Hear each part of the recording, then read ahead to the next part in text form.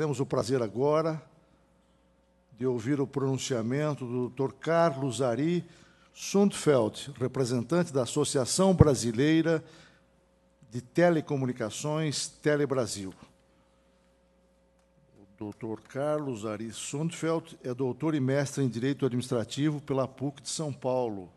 É professor doutor da PUC de São Paulo.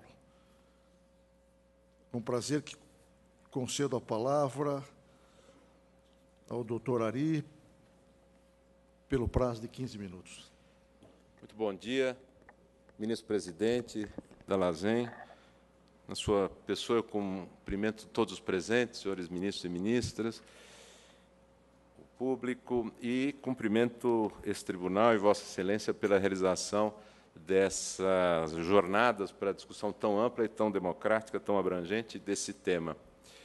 O objetivo dessa exposição, dessa breve exposição, é trazer algumas informações técnicas sobre o setor de serviços públicos econômicos e no qual se insere o setor de telecomunicações, de energia e tantos outros, correio, infraestrutura aeroportuária, etc., para que se possa, eventualmente, rever o entendimento de que é fraudulento, presume-se fraudulenta a terceirização da atividade fim também nestes setores.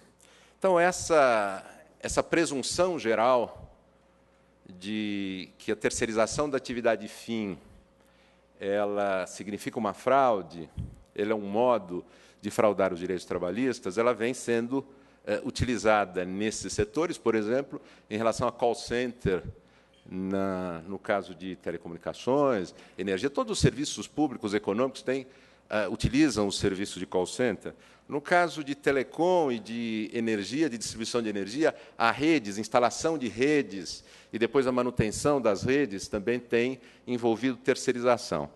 E aí se vem entendendo que essas são atividades inerentes, atividades que fazem parte do próprio escopo do serviço público, então haveria aí que se aplicar essa presunção de fraude, porque se trata de terceirização de atividade fim.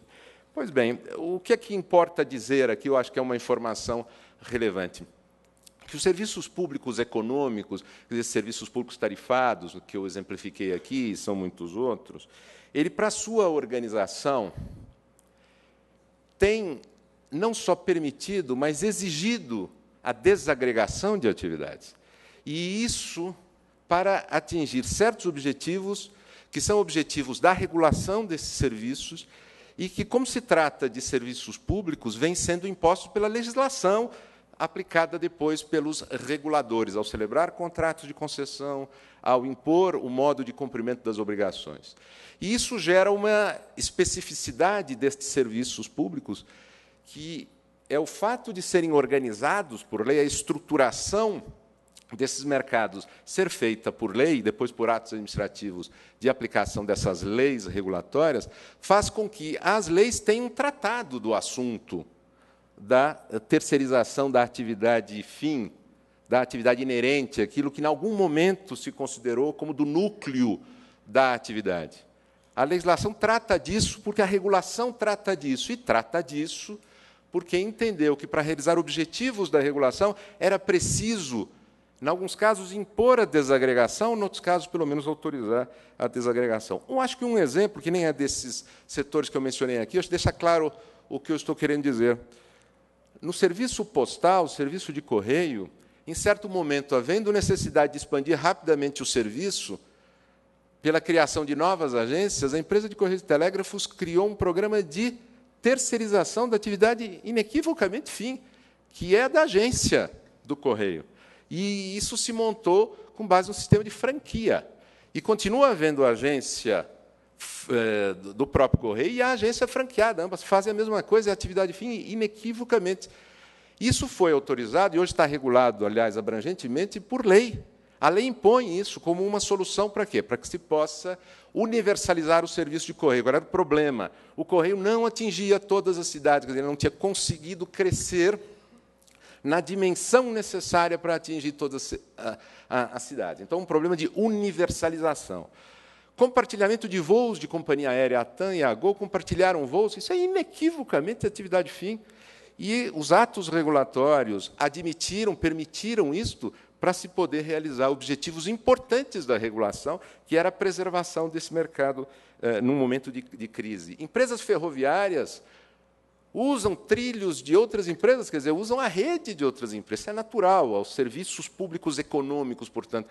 Então, não é só no setor de telecomunicações, não é só no setor de energia, que são aqueles que estão mais evidentes aqui, mas isso ocorre, em geral, nos serviços públicos econômicos, quer dizer, a desagregação de atividades é natural, da atividade fim, ou aquilo que, em algum momento, se entendeu como atividade fim, para que se possa realizar objetivos da regulação. Mas que normas, todos conhecem, mas vale mencionar, que normas tratam disso?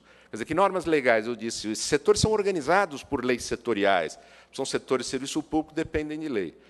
Tem sido muito mencionada a lei de concessão, a Lei Geral de Concessão, que previu expressamente a possibilidade de se contratar atividades inerentes ao serviço concedido. Inequivocamente, atividade fim, ou algo que se entendeu, em certo momento, como atividade fim, que, num outro momento, se passa a admitir que seja realizado de modo descentralizado. A lei de telecomunicações ela tem um dispositivo idêntico, mas esse dispositivo também vem sendo repetido em outras leis. Recentemente, a lei do gás, da distribuição e do transporte de gás, que também é serviço público, previu a mesma coisa. De maneira que isto vem sendo incorporado na legislação, então a legislação vem regulando esta matéria, e é uma regulação que, obviamente, tem impacto na organização empresarial, na organização dos contratos e tem de ter impacto na organização do trabalho.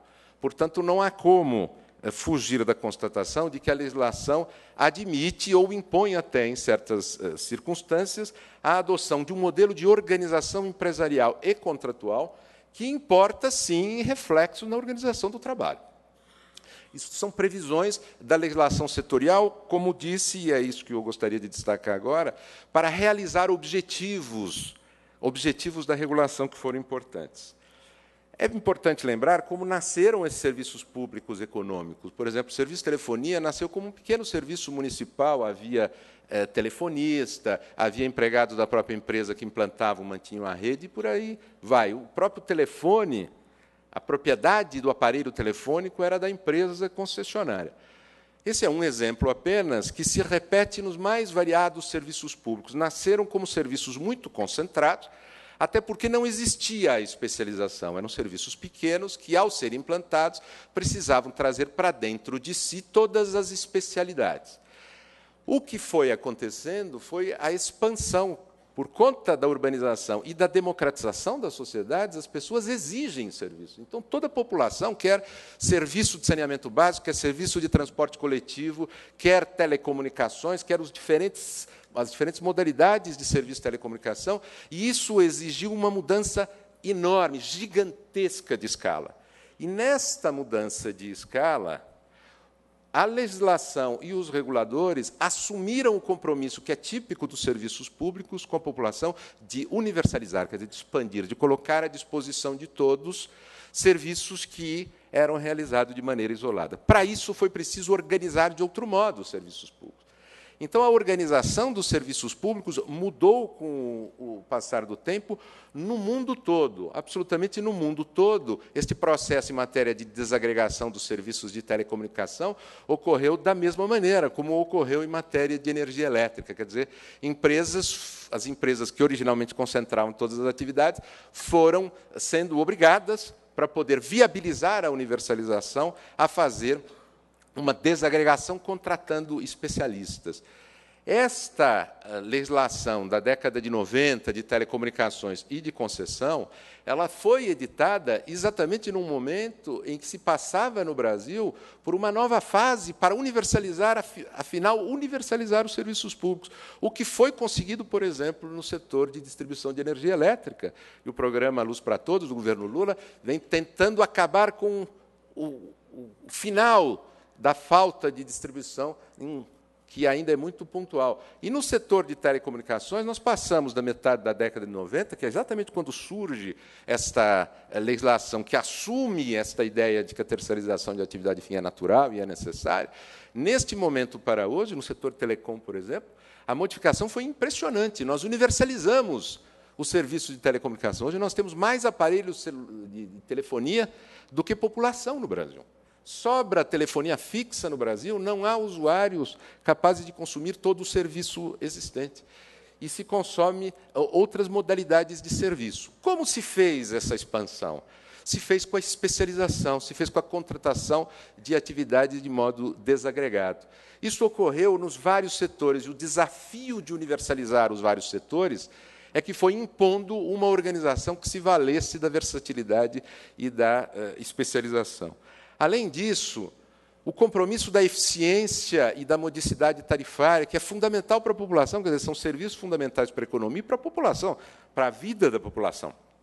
E é preciso que se consiga prestar da maneira mais eficiente possível para que os custos fiquem dentro de limites toleráveis. Porque, senão, o impacto, inclusive na vida, na organização econômica e na vida, é brutal. Toda a reforma do setor de telecomunicações, do setor de energia elétrica, são nossos exemplos mais marcantes aqui, foi feita na década de 90 nesse sentido, e continua sendo feito permanentemente, buscar mais eficiência, mantendo a modicidade tarifária, que é um objetivo central da regulação dos serviços públicos econômicos e não pode ser afastado dela. Terceiro ponto, terceiro objetivo fundamental da regulação, que é muito marcante no setor de telecomunicações, é permitir a implantação de modalidades de serviços diferentes. Então, nós temos hoje em telecomunicações serviço de telefonia fixa, serviço de telefonia móvel e serviço de TV a cabo, por exemplo. Pois esses serviços não são prestados por uma única empresa, ainda que um mesmo grupo atue nos vários segmentos, a legislação e a forma das outorgas fez com que fossem empresas diferentes, então, empresas de TV a cabo no mesmo grupo, com outorgas em regiões diferentes, empresa de telefonia fixa e empresa de telefonia móvel. São empresas diferentes. Não faz sentido que cada uma dessas empresas tenha o seu serviço interno de call center, por exemplo. Não faz sentido isso. Não faz porque, inclusive, porque o consumidor é atendido pelos 3 serviços ao mesmo tempo. Quer dizer, pacotes que reúnem serviços de 3 empresas diferentes do mesmo grupo. E, quando o consumidor vai ser atendido nas suas reclamações e nas suas necessidades, ele tem de ser atendido de maneira unificada. Então, é inevitável que se tire essa atividade de dentro da empresa prestadora do serviço para contratar um terceiro especializado, que pode, inclusive, fazer isso com eficiência, com competência, baixando custos e por aí vai. Ele se especializa e consegue fazer isso de maneira mais adequada. Não é? De maneira que esta característica do setor de telecom serve para nós percebermos algo que é importante na legislação de serviço público brasileiro, e que é a imposição da criação de sociedades de propósito específico. São empresas que são empresas limitadas. Por exemplo, no setor rodoviário, os grandes grupos de concessão rodoviária são, na verdade, um conjunto de empresas. Cada concessão é uma empresa diferente, para cada estrada ou trecho de estrada concedido. E é natural que parte da atividade que tem que ser desenvolvida para que se realize de modo adequado o serviço, de maneira eficiente, barata, competente e rápida, seja terceirizado. É natural, para que se possa fazer um compartilhamento de serviços que são comuns. No caso das redes de telecom, redes de energia elétrica, se veio utilizando a terceirização para implantar a própria rede, para cravar estacas, etc., para manter a rede. No caso de telecom, a utilização de rede de terceiro, ela é não só um direito da concessionária, mas a legislação, inclusive, prevê que a agência imporá a utilização, a cessão da rede para terceiro usar na instalação do seu serviço. Então, grande parte da universalização e da expansão do serviço telecom no Brasil, para ser feita, exigiu que o concessionário, o prestador do serviço público, usasse a rede de terceiro. Ele pode usar a rede do terceiro, o serviço do terceiro, que também é prestador de serviços de telecomunicações, e não faz sentido que, se ele pode, inclusive, usar a rede de terceiro, ele não possa terceirizar a atividade de instalação e de manutenção da rede. Se são muitas empresas num mesmo grupo ou em grupos diferentes, mas que são empresas desagregadas, outorgadas do serviço público de telecom em sentido amplo, não faz sentido que cada empresa tenha que criar a sua estrutura para implantar redes e manter redes, desconsiderando a eficiência que se obtém quando se concentra num prestador especializado, o ganho de eficiência que isso tem. Então, essas são algumas características, alguns objetivos da regulação que impuseram que a organização dos serviços públicos econômicos ela fosse fortemente baseada na terceirização da atividade fim. E a legislação autorizou isso expressamente, para que se realizassem esses objetivos. Queria destacar mais um, que é o objetivo da implantação da competição. Para que existisse competição nos serviços públicos, o setor de telecom é visivelmente esse, foi preciso desagregar os próprios serviços públicos, quer dizer, modalidades de serviços diferentes, em empresas diferentes, outorgas diferentes, para que pudesse haver competição nos vários segmentos. E isso, claro, impõe a terceirização para que não se perca a eficiência. Então, isso é da natureza do modelo regulatório que o mundo todo vem adotando, o Brasil também, isso está expresso na legislação setorial, para cumprir esses grandes objetivos que o Estado assume em relação aos serviços públicos perante a população e que exige a terceirização da atividade fim. De modo que não há como, sem destruir todo esse modelo, aplicar uma presunção de que a terceirização da atividade fim ela é fraudulenta. Porque o que foi isto na aplicação da jurisprudência do trabalho? A utilização dessa presunção foi um modo inteligente para alguns serviços em que isso parecia especialmente indicado, um modo inteligente de identificar a fraude. Que tem um problema, é uma regra geral que, na sua aplicação nos vários casos, pode ser difícil ou inadequada. No caso dos serviços públicos econômicos, no caso de telecomunicação, no caso de energia elétrica e de outros, ao se aplicar esta presunção, se está pegando coisa que decididamente não é fraude e, além disso, coisas que são fundamentais para a organização do serviço para realizar esses objetivos e que foram historicamente fundamentais. Quer dizer, os serviços públicos econômicos mudaram de patamar no mundo. As sociedades se democratizaram e ofereceram direitos para todas as pessoas que não tinham direitos. O serviço de telecomunicações era prestado para a elite do país no início da sua existência, que moravam nas cidades e era pouquíssima gente. Acontece que hoje ele é prestado para a população como um todo. Nós queremos 100% da população brasileira com energia elétrica, com telecomunicações, com saneamento básico, com transporte coletivo, e barato, e eficiente, e que se modernize. E isso exige um certo tipo de organização. Para que essa organização se realize, foi absolutamente fundamental que se adotasse um modelo de organização empresarial e do trabalho que se expressou na legislação setorial. Portanto, não são só esses dispositivos da lei de concessões que vem sendo mencionado muitas vezes nos debates aqui, da lei de telecomunicação, que expressamente disseram que se pode terceirizar a atividade inerente ao serviço público, que expressam esse modelo. Em muitas outras normas está expresso, como, por exemplo, na lei que autoriza a franquia postal. De modo que não há como aplicar nesse setor esta presunção de fraude, afinal de contas, sem destruir o modelo organizacional. E, para fazer isso, seria preciso julgar inconstitucional as normas da legislação setorial, as normas legais da legislação setorial, que autorizaram e fizeram essa autorização conscientes de que estavam impactando na discussão sobre trabalho. Eu participei pessoalmente da elaboração, fui o principal elaborador da Lei Geral de Telecomunicações, e nós tínhamos pleníssima consciência de que um dos problemas da organização, da nova organização do serviço de telecom, como era no serviço de energia elétrica e outros, era essa questão trabalhista. E a norma foi feita para esclarecer que se entendia como natural, desejável e necessário nesses serviços, nos serviços públicos econômicos, que se admitisse a terceirização da atividade fim. E, portanto, se buscou afastar este critério, que já vinha sendo utilizado como um indicador, um possível meio de identificar fraude, se afastou na aplicação desse setor, porque isto era inadequado para o setor. Claro que, e com isto eu termino, é claro que a legislação não autorizou a fraude aos direitos trabalhistas. A legislação autorizou a terceirização da atividade fim, é outra coisa. Agora, ao autorizar a terceirização da atividade inerente ao serviço, ou que em certo momento se considera inerente, no outro se admite que não seja, as coisas vão mudando, né?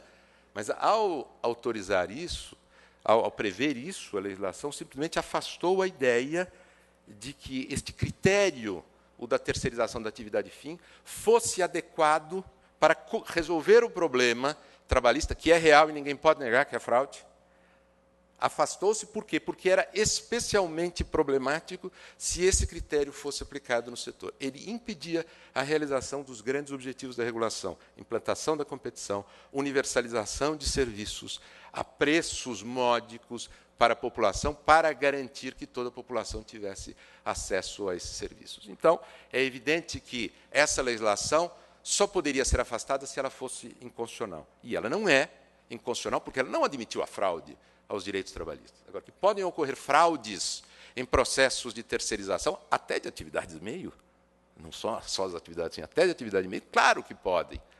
Mas esse mecanismo prático que se vem utilizando, que é a identificação da atividade fim, para impedir a fraude, para presumir a fraude, é que se afastou para o setor de serviços públicos econômicos, especificamente a lei de telecomunicação e a legislação de concessões, em geral, que se aplica ao setor elétrico também e a vários outros setores. De maneira que eram esses os esclarecimentos técnicos sobre organização setorial e sobre regulação que eram indispensáveis para que se pudesse compreender o sentido da legislação setorial e, portanto, prosseguir no diálogo a respeito disso. Eu agradeço muito a oportunidade de estar aqui e de ser ouvido por Vossas Excelências e por todo o público. Muito obrigado, bom dia.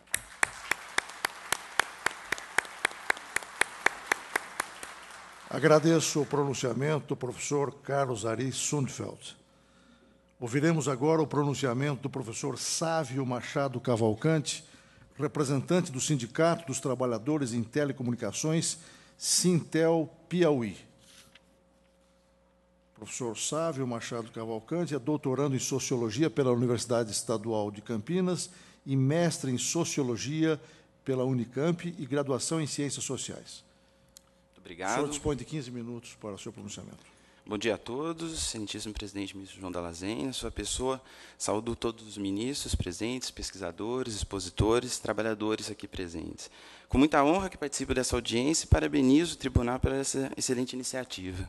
Eu gostaria de iniciar minha fala aqui precisando um pouco a minha condição nesse espaço. É também com muita honra que eu fui indicado por essa audiência pelo Sindicato dos Trabalhadores de Telecomunicações do Piauí e, por extensão, por todos os sindicatos filiados à FITEL, Federação Interestadual dos Trabalhadores em Telecomunicações. Contudo, eu vou fazer aqui minha exposição com toda a liberdade de ideias que os sindicatos me disponibilizaram, na condição de sociólogo e cientista social, para expor o que a academia vem pesquisando nos últimos 20 anos sobre a terceirização em geral e esse processo no setor de telecomunicações em particular.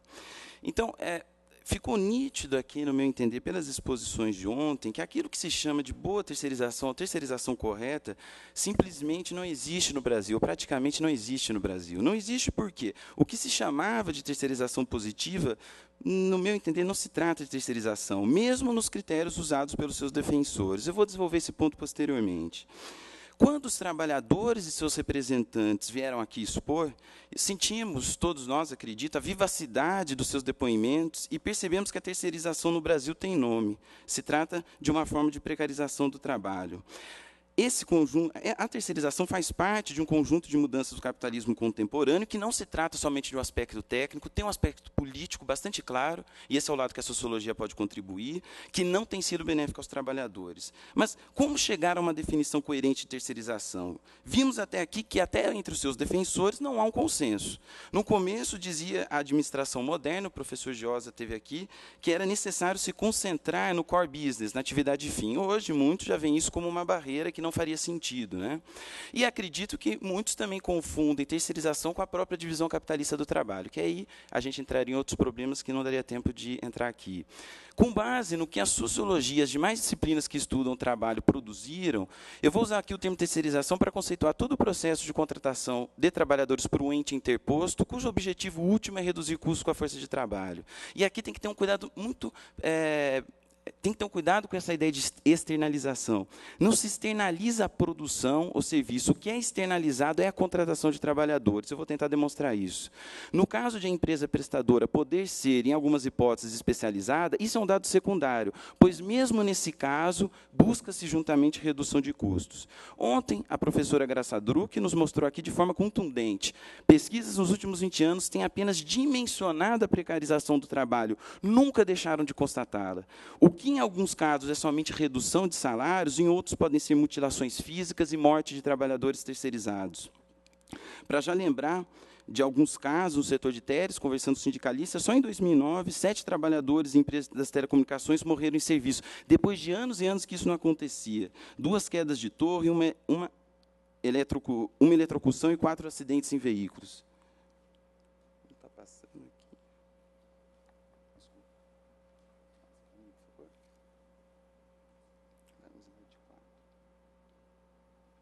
Bom, deixa o slide. Passemos, então, para falar especificamente do setor de telecomunicações. Eu vou aqui brevemente falar um perfil do emprego. Vou ser breve, porque os dados aqui são incontestáveis. O emprego direto, né, de 94 a 2007, decresceu e a explosão das terceirizações é evidente. Certo? Obrigado, viu? Desculpa.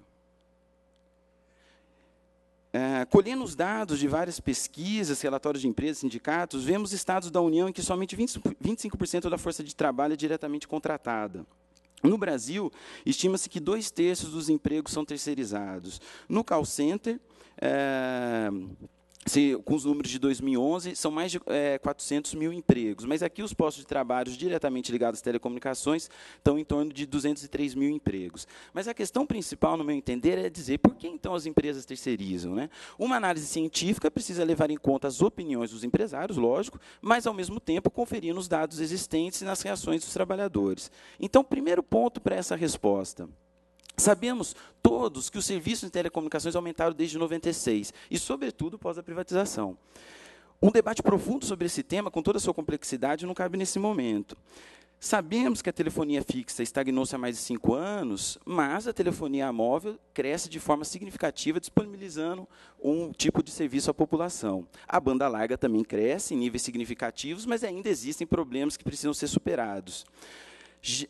Porém, mesmo os representantes das empresas concordarão comigo que ainda existem certos problemas, né? A população tem telefones, mas o seu uso ainda é, de certa forma, precário, principalmente em classes populares, devido às altas tarifas. As operadoras não vão refutar esse fato, pois ela já sabe que um dos culpados, essa a explicação delas, estaria na alta carga tributária e na baixa renda média da população, um pouco naquela linha de Milton Friedman, né? Se nem almoço grátis existe, imagina telefone. 80% dos celulares no Brasil são pré-pagos, então, para realmente usá-los, a maioria das pessoas precisa ser fiel aos planos das empresas e só falar com quem tem aquela determinada operadora. Na prática, a concorrência existente faz com que a empresa seja um tanto quanto monopólica para o seu usuário. Não estou dizendo que não houve avanços, mas os problemas precisam ser superados. Mas voltemos à questão da terceirização. Uma questão lógica. Se ela serve para adotar a rede de prestadoras especializadas, se ela serve para construir uma rede de prestadoras especializadas, a qualidade do serviço deveria sempre aumentar. Mas todos nós sabemos quem são as campeãs de reclamações dos usuários. Mesmo com uma base grande de clientes, que complexifica comparações, eu concordo, o número de reclamações é alto e não se justifica. Vejamos a telefonia fixa, que opera, nunca esqueçamos, por meio de regime de concessão pública. O número de reclamações tem aumentado nos últimos anos, ainda que a base de assinantes não tenha crescido, são os dados da Anatel. No Cadastro Nacional de Reclamações Fundamentais, as teles foram responsáveis por 40% das reclamações. Foi avaliado, então, que a explosão da oferta não foi acompanhada por uma estrutura suficientemente adequada, capaz de atender os consumidores em suas demandas mais fundamentais. Informações claras e precisas, agilidade na resolução de problemas, cumprimento à oferta. Bloqueio indevido de linha, cancelamento de serviço e não cumprimento de cláusulas contratuais, né? Só de cobranças indevidas em erro em conta, a Anatel descobriu que de 2006 a 2010, essas cobranças indevidas aumentaram de 30% para 59% no total de reclamações. Numa avaliação de fiscais, detectaram 21 milhões cobrados a mais por um operador em somente 3 anos em chamadas locais. Partindo, então, para um segundo ponto sobre a questão da terceirização. Se ela é essa prática moderna de especialização, logicamente, as empresas terceirizadas deveriam saber exatamente como fazer suas atividades, com autonomia da gestão. Qual que é o fato? As empresas, tal como os bancos, colocado aqui na brilhante exposição de Ana Tessia ontem, comandam diretamente suas contratadas, gerindo, controlando, definindo scripts, dando cursos, e até mesmo punindo trabalhadores, né? Bom, na sociologia, existe um eficiente critério para conferir objetividade científica, que é o seguinte: construir o nosso argumento a partir daquilo que é falado pelos próprios defensores de uma visão diversa. Vou aqui dar voz, então, a um dos empresários, né? Segundo o gerente de RH de uma das maiores empresas de telefonia celular no país, né, quando ele foi questionado em uma entrevista sobre a razão dos terceirizados receberem salários notadamente inferiores, ele nem refutou essa constatação. Ele só disse: simplesmente comparar é um equívoco. Quem faz a gestão do trabalho do outro tem que conhecer mais e, por isso, ganhar mais. Bom, se a terceirização, terceiro ponto, se a terceirização não afeta os trabalhadores, como foi dito aqui, essa terceirização positiva, ela deveria respeitar o seu mais legítimo e democrático instrumento de luta, que são os sindicatos. Qual é o fato? Houve, desde então, nesses últimos 15 anos, uma desestruturação de toda a categoria, com pulverização da ação sindical. A situação hoje tem melhorado em certos níveis, porém, acordos e convenções que antes cobriam o grande número de trabalhadores, cobrem cada vez menos. E pior, os sindicatos passaram a negociar o que as empresas chamam de desvantagem competitiva, que, no caso, é pagar mais, aceitar maiores benefícios e oferecer melhores condições de trabalho. Todo sindicalista que está aqui vai concordar comigo que, quando eles chegam para negociar com uma empresa, de vez em quando ela fala assim: olha, mas se você cobrar isso de mim, né, eu vou perder o contrato para outra empresa. Isso acaba gerando um certo leilão de trabalhadores, às vezes oculto, às vezes explícito, que, no caso, quem paga menos leva, né? Vamos voltar aqui, então, àquele critério da objetividade que eu disse para vocês, e vou dar aqui, de novo, o relato do presidente do Grupo Algar, da CTBC Telecom, que diz o seguinte: olha, ao ser questionado sobre a terceirização, ele disse: o sindicato que vinha fazer pressão, fazer greve na porta da empresa, qual era o público-alvo dele dentro da empresa? Era o pessoal mais humilde, o pessoal de serviços gerais, de 1 a 2 salários mínimos. Atentem, esse pessoal é necessário, e nós, então, terceirizamos todos esses serviços gerais. E, com isso, a força do sindicato na porta da empresa diminuiu consideravelmente. A pressão do sindicato em cima da empresa que nos forçou a fazer essa terceirização mais rápida ainda. Não sou eu que estou falando. Aí se diz, né, o sindicato, então, só serve para homologar, não temos mais a presença de pessoas estranhas dentro da empresa. Então, o que eu queria dizer aqui para vocês? O que é precarização do ponto de vista sociológico? É produzir mais à custa dos direitos e das condições dos trabalhadores. E existem sinais para medir isso, né? Primeiro, perda nos salários, né? A remuneração média cai drasticamente nas terceirizadas e mesmo nas empresas centrais. Mesmo com o aumento da escolaridade e qualificação, os dados da RAIS mostram que houve diminuição de média salarial. Vejam bem, uma massa de trabalhadores precariamente, diferenciados, então, dos de dentro, né, passam a aceitar também condições piores de trabalho, né? E mesmo as empresas que, por alguns motivos, estão, entre aspas, desterceirizando, passam a contratar trabalhadores por salários menores do que aqueles que antes eles recebiam. No call center, com dados da RAIS de 2007, havia 261 mil trabalhadores, eu falei que o número é maior, esse dado aqui é de 2007, não só prestando serviço para telecomunicações, dos quais 70% mulheres, 80% com ensino médio completo, mas 74% do total recebe de 1 a 2 salários mínimos, né? Segundo uma pesquisa de 2005, foi um questionário com 103 empresas que empregavam 126 mil trabalhadores, descobriu-se que a permanência média é de 2 anos e 4 meses, mas 44% ficam menos de 1 ano. Algumas empresas vão dizer que isso se trata de um primeiro emprego e que é normal rotatividade. Os trabalhadores aqui, eu acho que não concordariam, porque sabem do aspecto, um dos aspectos mais tailorizados no que se diz de uma sociedade de comunicação, tal no call center, né? Então, imagine, ficar falando por 6 horas e ter que decidir se vai beber água para não prejudicar a voz, ou sofrer o risco, né, de querer ir ao banheiro mais do que os 5 minutos permitidos, não é lá tanto aquela atividade livre e criativa da sociedade da comunicação que ontem foi apresentada aqui pela jornalista. Segundo, intensidade do trabalho. Sim, existe uma forma de analisar qualitativa e quantitativamente a questão da intensidade. Eu vou citar aqui uma pesquisa do professor Sadir Alrosso, da UNB, que fez, no Distrito Federal, uma análise de 20 setores econômicos. Olhem os resultados. Na média dos 20 setores, aqueles que alegavam doenças relacionadas ao trabalho era de 14%, na telefonia, 42%. Daqueles que declararam uso de atestado médico, né, na média, 18%, na telefonia, 73%. quando foram questionados, aumentou o ritmo, a intensidade do trabalho? Na média, 57%, na telefonia, 93%. As causas para o adoecimento relacionam-se ao enxugamento dos quadros concomitante ao aumento de clientes e por sistemas de controle por meio de outros trabalhadores.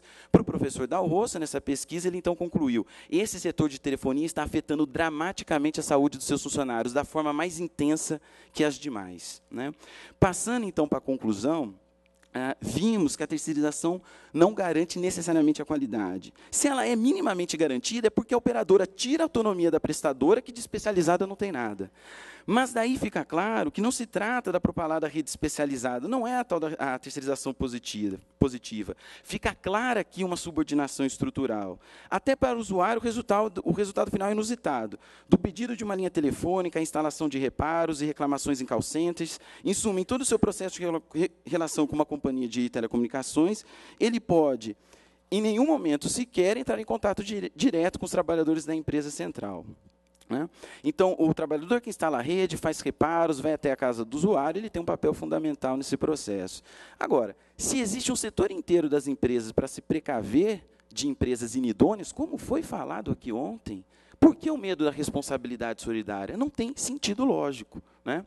Mas vão dizer as empresas, não estariam elas, de qualquer modo, criando empregos? Não. Né? E é preciso que fique claro, trabalho precário e intenso diminui empregos. Um trabalhador precarizado, com longas jornadas, flexível, trabalha por 2 ou 3. O mesmo posto de trabalho criaria mais empregos com direitos e com devido crescimento econômico, que é o que, na verdade, gera um emprego. Já estou terminando, ministro.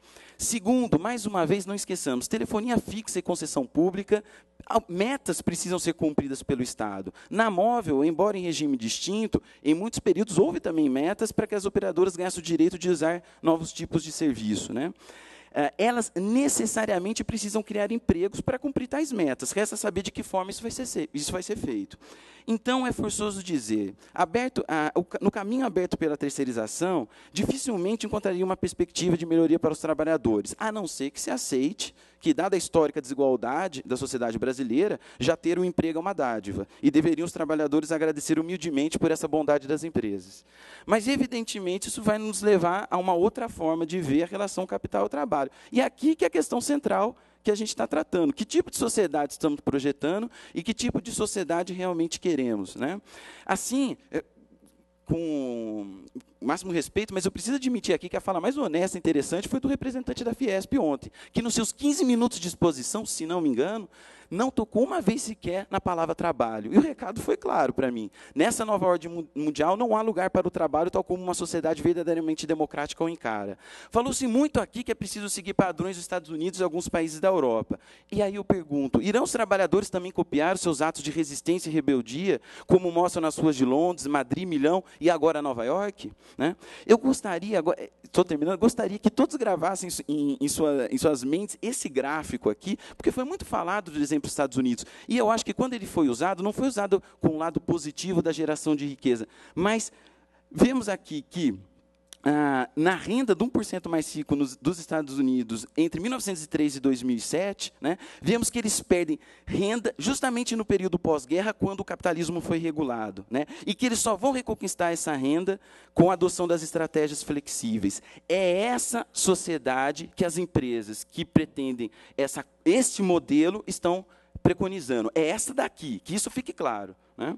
E agora, ontem pareceu que China e Índia são exemplos de proteção ao trabalho, são situações análogas ao início da Revolução Industrial, são os casos ideais de comparação que a gente precisa ter aqui. Então, para terminar, eu queria, por um momento, inverter a pergunta, né? No setor de telecomunicações, as pesquisas científicas mostram situações de precarização na maior parte dos casos.